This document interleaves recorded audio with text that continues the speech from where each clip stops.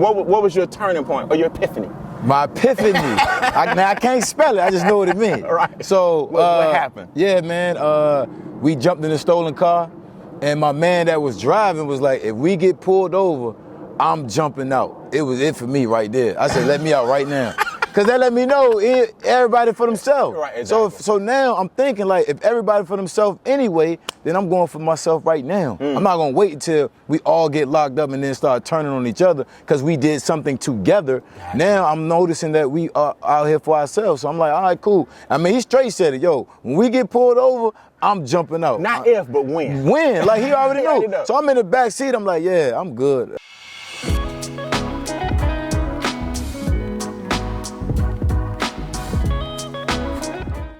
We are back, man. It's a great day to change lives. Welcome to another episode of the Instincts Pondcast. And it's my honor, man. I ain't gonna lie to you, bro. I love meeting brothers that's doing their thing. Man. Yes, sir. And I'm ready to inspire some people, man. Yes, sir. I got Jason White in the building at the pond, and I can't wait till you guys hear his story. The show is about turning tribulations into celebrations. Yes, sir. So yes, this is tradition. Okay. We start out with one basic question. Arguably, and I always say arguably because we've been through a lot of different things. Yeah. If you had to pick one thing that was probably the most difficult thing that you've had to overcome in life, what was it? And then part two is how'd you overcome it? Number one was coming back here to this pond. I had to overcome that first. It's a lot of twisted things. I had to get here first. That's the first. That was my first thing, and I'm so glad I was able to.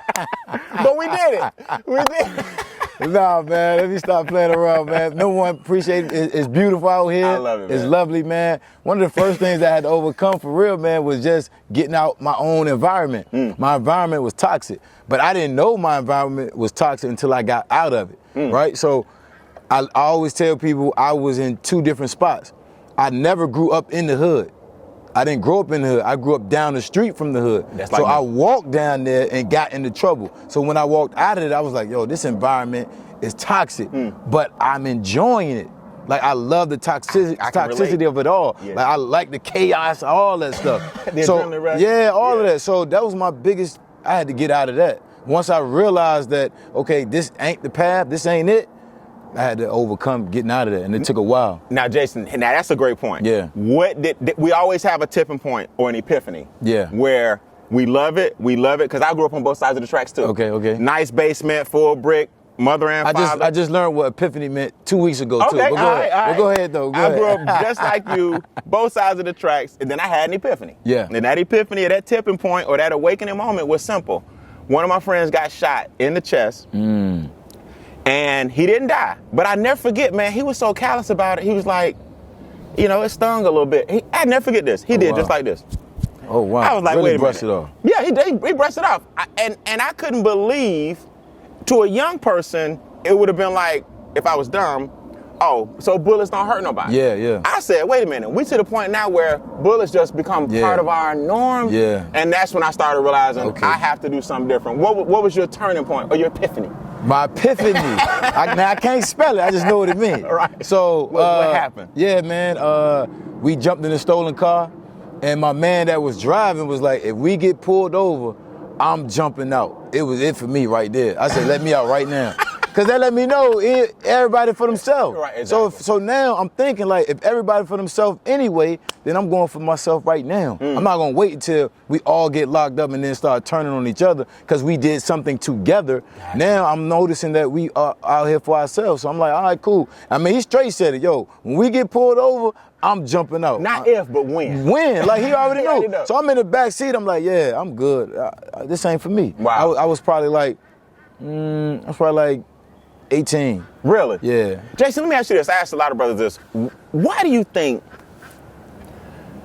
we glamorize our community? Why do you think our community glamorizes the dope dealer, the women, the street life? Why do you think we get the documentaries and what's your opinion on it? Because I did it, right? Yeah. I glamorized it. I wanted to be that guy. I wanted to be the hood star because that's all I saw. Gotcha. I didn't know anything else. I see it on TV every day. Then when I walk out my house, I see it real time right there. Right there. Main man counting money.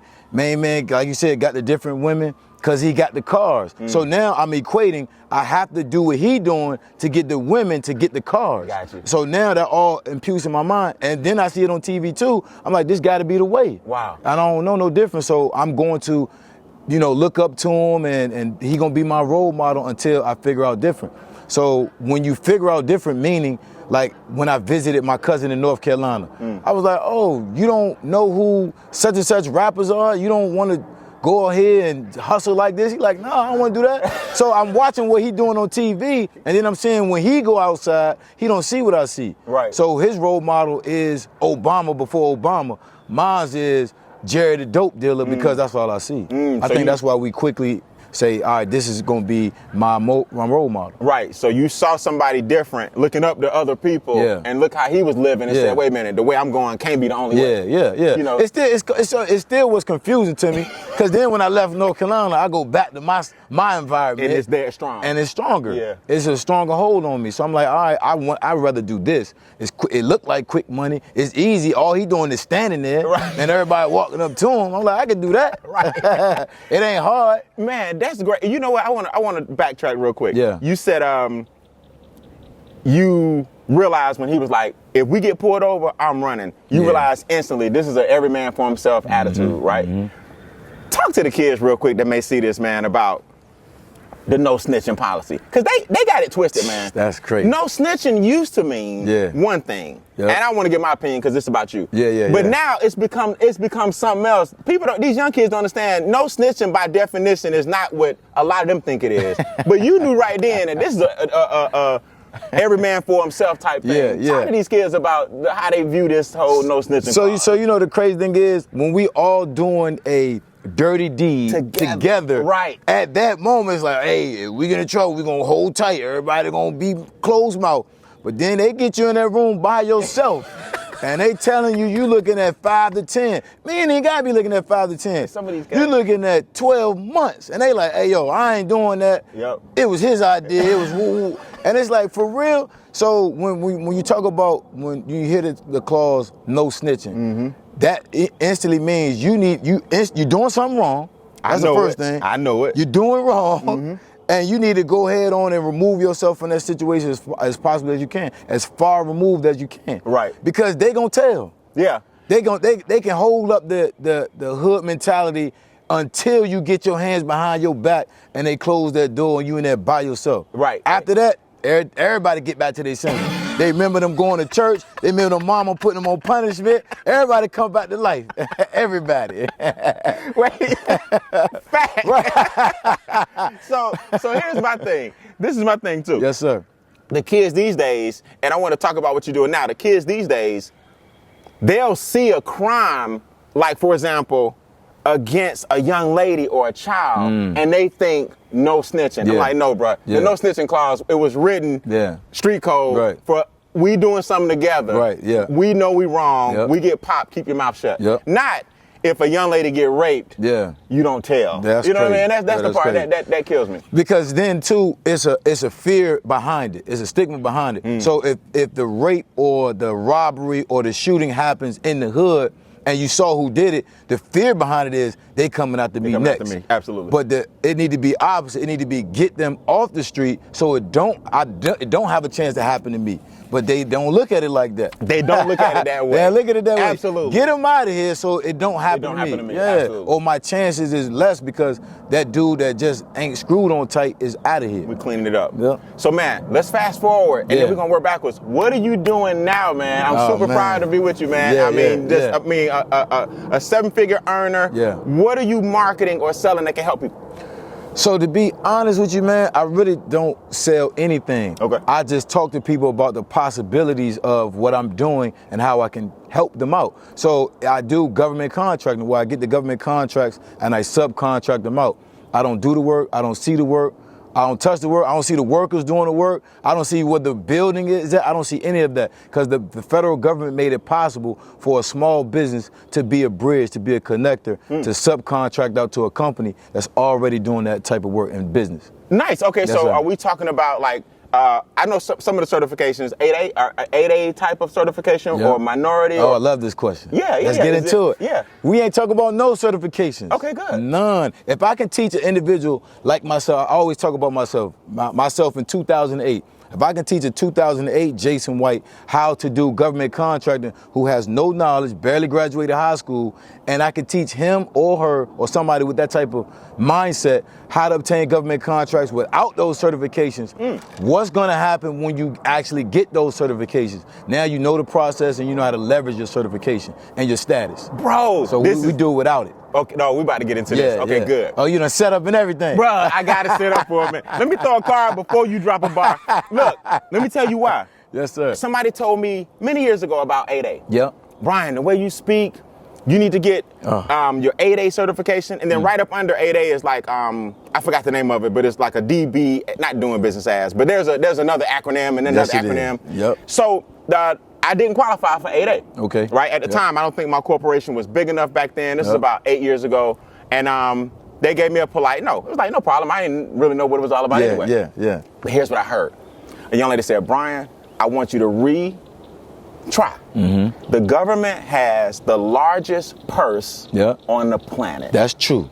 They got the biggest, as my grandmother would say, pocketbook on the planet. And that's facts. When you say get government contracts, talk to us real quick about exactly what you mean. The government has funds allotted to help businesses. What do you mean get government contracts? I got you. So let me use your words. Let me backtrack real quick. So the 8A, so we're saying the number 8 and the letter A. 8A. 8A is a business development program that the government has in place to create small businesses to be large, big box corporations. Okay, there you go. But they also tag it as the minority certification as well. Correct. I don't condone the 8A program or certification because it's just too many hoops and boundaries to go through. It is. Just to say, but you only got it for 9 years. Yes. So, but we're going to dig into that a little bit deeper. Okay. But what I mean by getting government contracts is the federal government puts out what's called solicitations. So a solicitation is the government is procuring a product or a service to be solicited by total small businesses to either provide that product or provide that service. All I do is I go to sam.gov and I look at what product and service they're soliciting, and I get a company that's already prepared to do that, merge them together, put my money on top, and then keep wash, rinse, repeat. Okay. That's it. Okay, so a person walk me through, we don't have to use names, but walk me through a real situation. Yeah. Because believe it or not, I'm still a little bit confused. Okay, I got you. Let's go. Right, I love this. Give me a person. John Doe has a what? Business. And you do what? So Jason White, J White, first name, last name, has an LLC. Okay. That's it. That's all I got, LLC.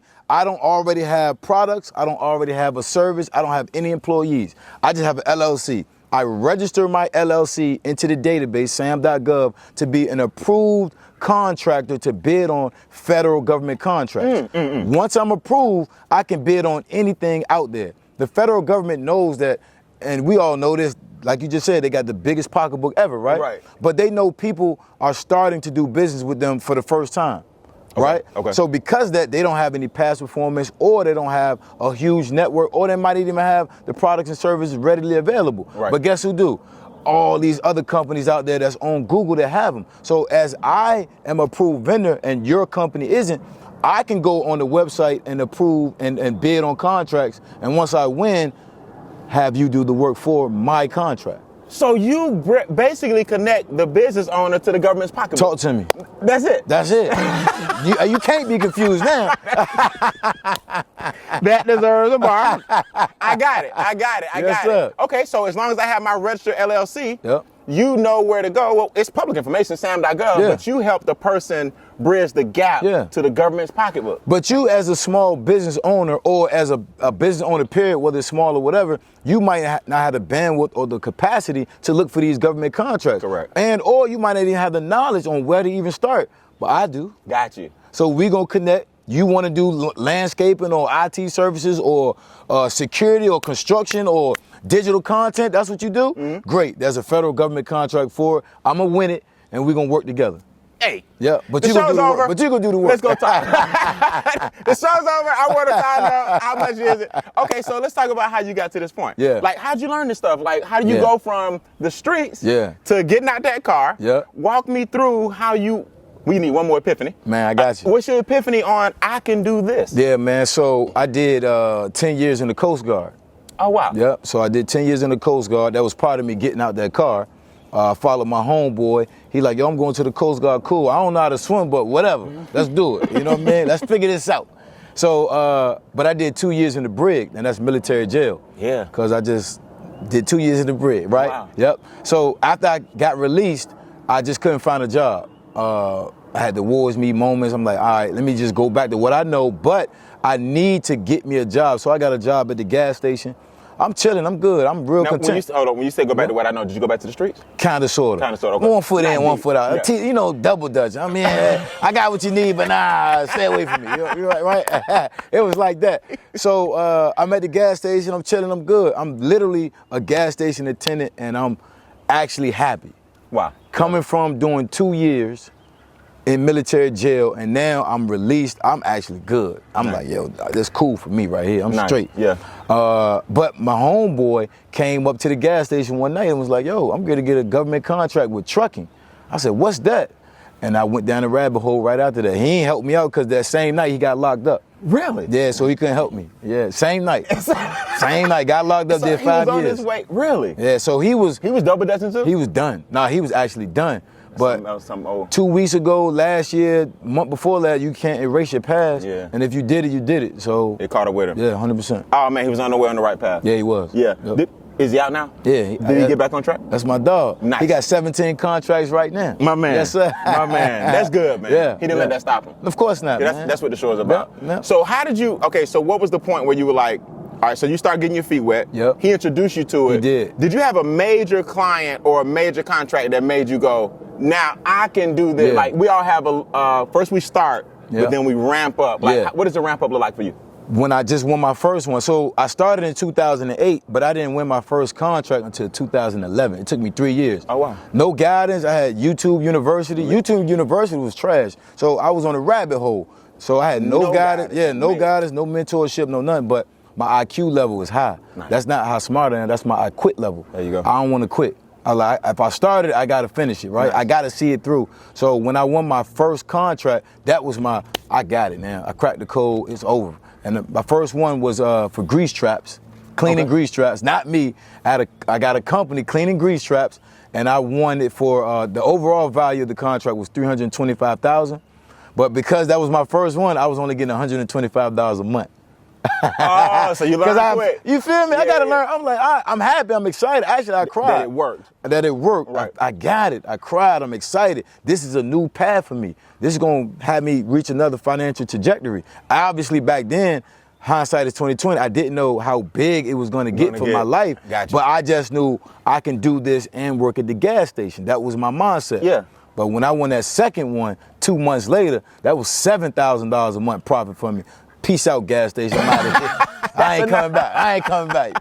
Forget that. You know what I love about this, man? You see a brother working at the gas station. I Yeah. tell people this all the time. That young kid that you see that's singing, Yeah. I'll give you a great example. Okay. I was in the 8th grade, 7th grade with Candy Burris from Escape. Oh, wow. Okay.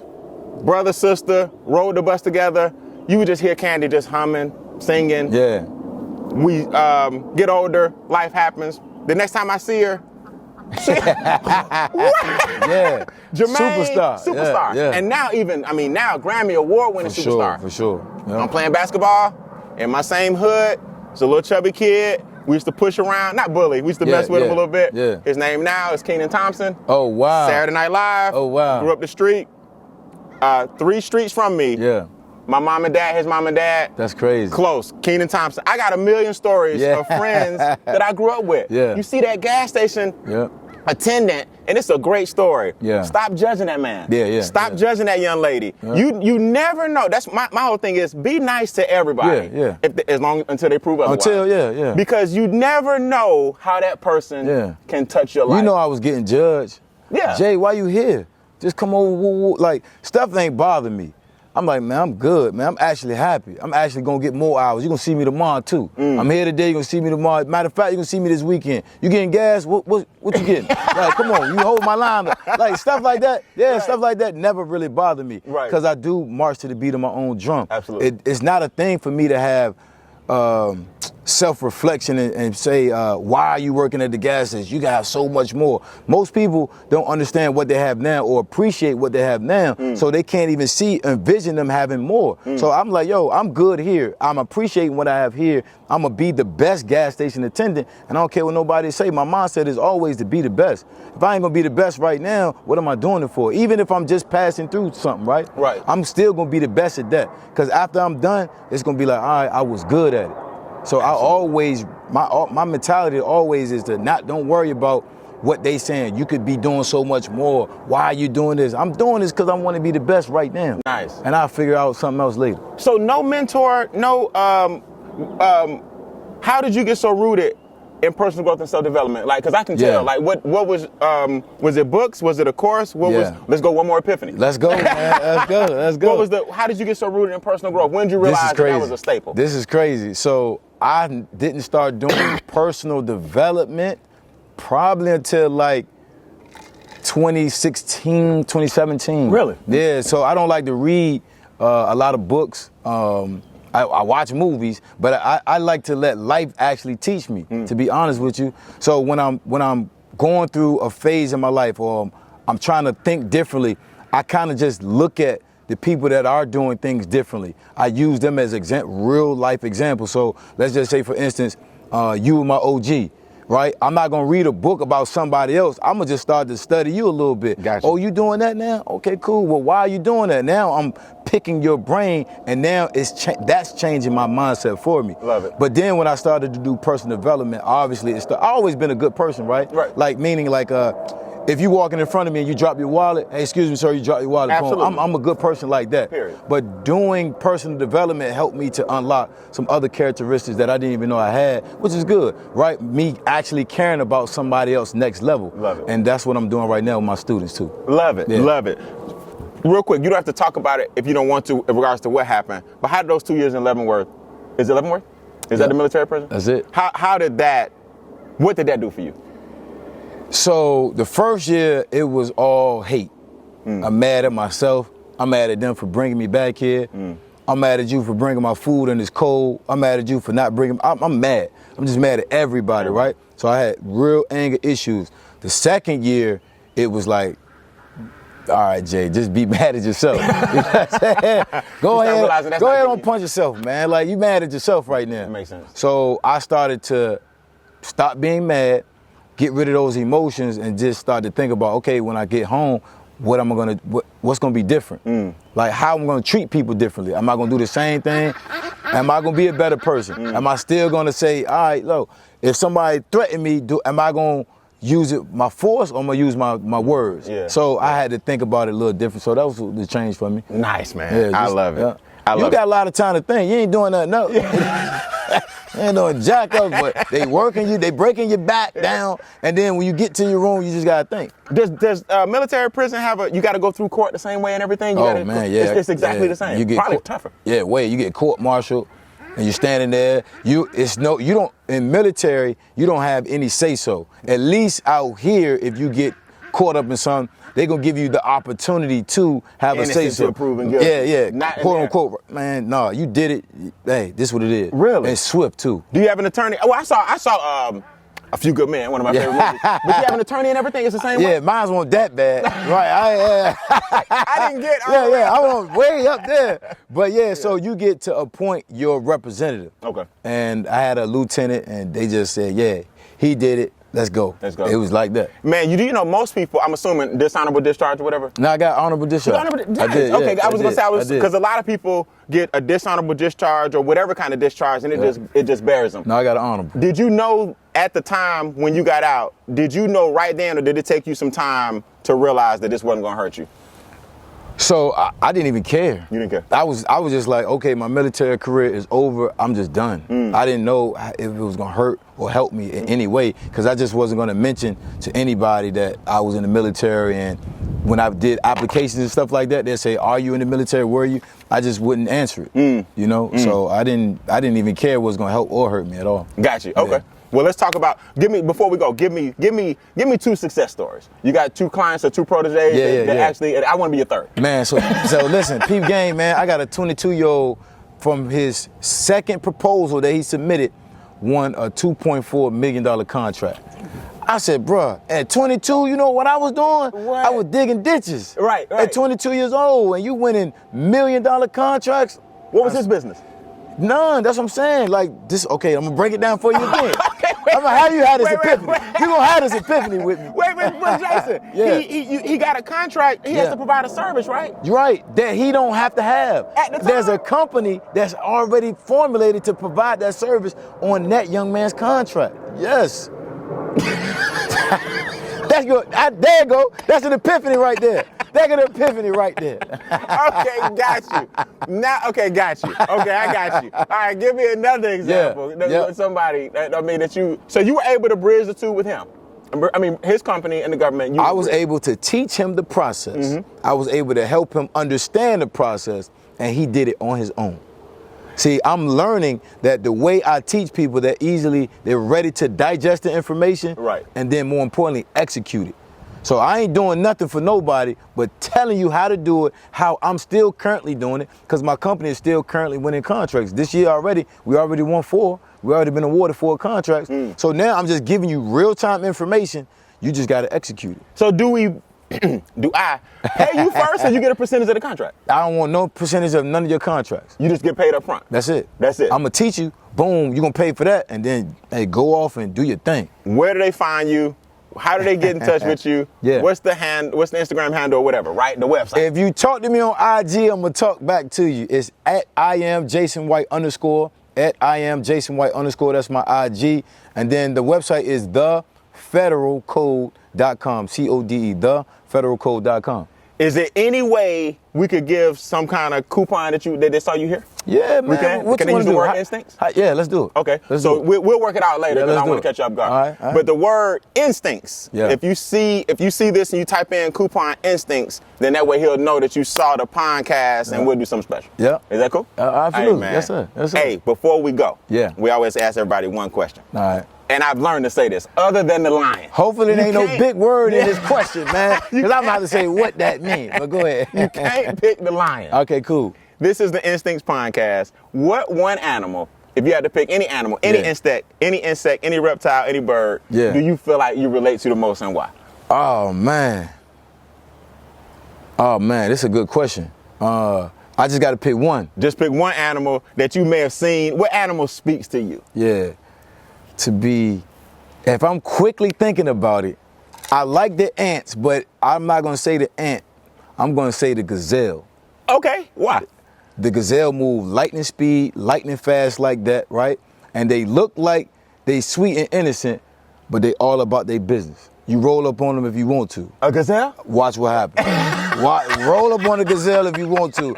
Either they running away, but it's the fight or flight, right? Either they running away or they gonna fight for their life. And watch how they do it. That's it. Yeah, so I'm gonna say gazelle. And you roll with that, and that embodies you because what? In other words, you mild, you look like a real cool guy. Yeah. But mess around. I'm a little one, but I'm lion-hearted, man. Talk to me. What?